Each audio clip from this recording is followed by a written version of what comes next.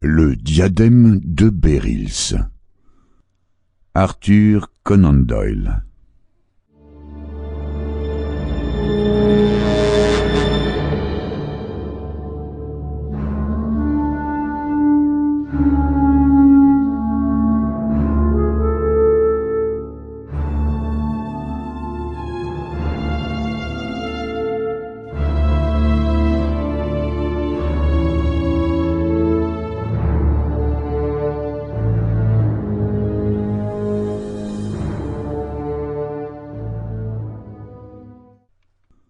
Holmes, dis-je un matin que, debout dans notre bow-window, je regardais en bas dans la rue.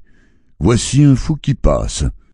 C'est pitoyable quand on y songe que sa famille le laisse déambuler seul ainsi.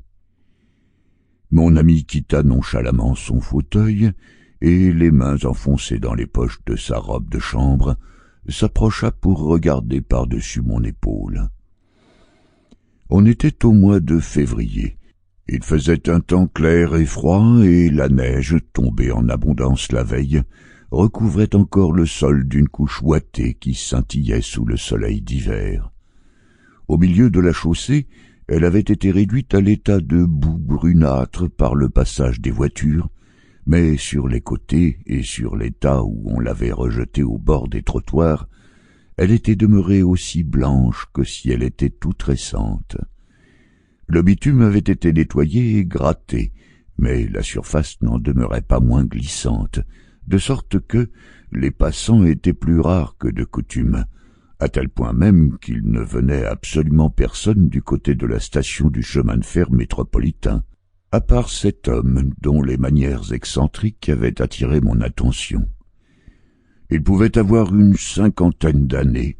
Il était grand, fort et d'aspect imposant, avec une grosse figure aux traits accusés et à l'expression autoritaire.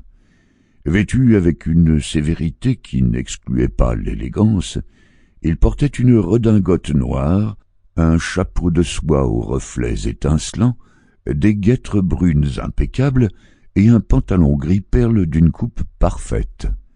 Cependant, son allure contrastait singulièrement avec la dignité de sa physionomie et de sa mise, car il courait très vite, en faisant par moments de petits bonds comme quelqu'un qui n'est pas habitué à un pareil effort.